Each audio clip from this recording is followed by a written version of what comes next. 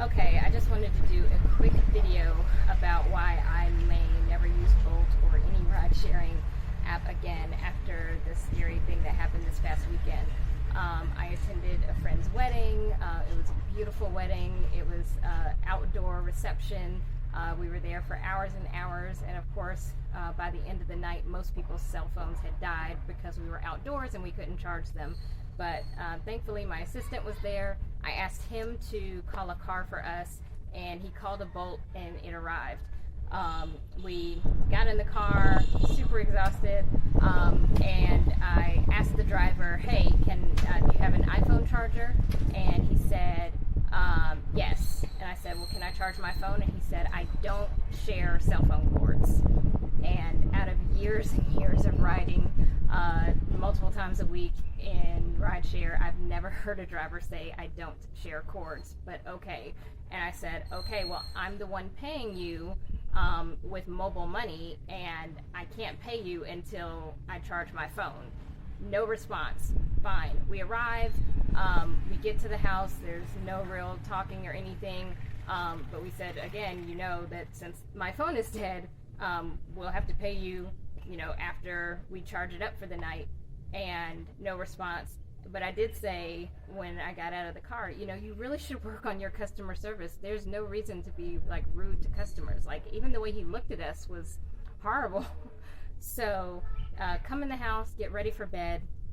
Long story short, maybe an hour or so later, the doorbell starts ringing incessantly. It's the kind where when you depress it, it just buzzes nonstop.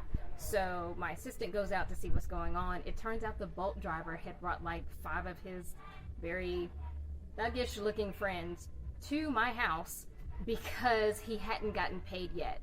And I was just baffled. Phones die all the time. Sometimes the network isn't working.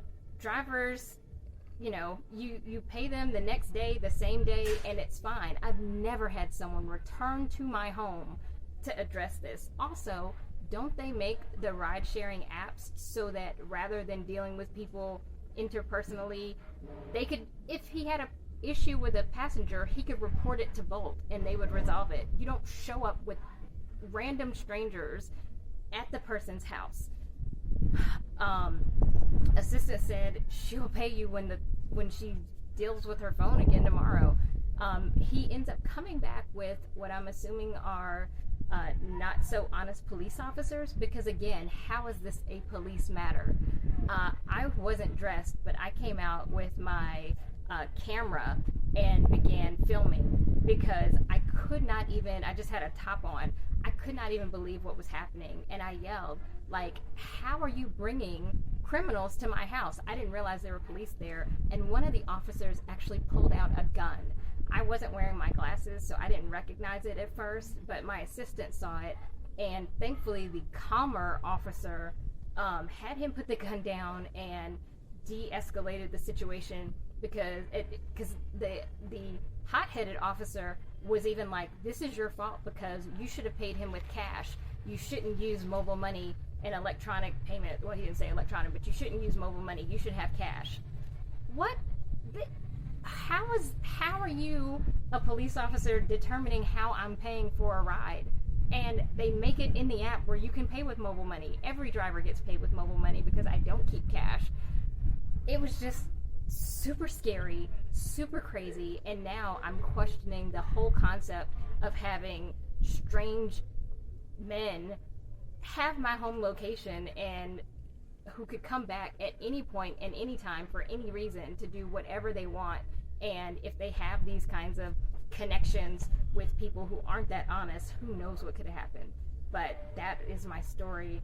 I want to talk to somebody at corporate. I can't believe this guy has been allowed to, what kind of background check did he pass to be able to drive people around? And how does this even happen?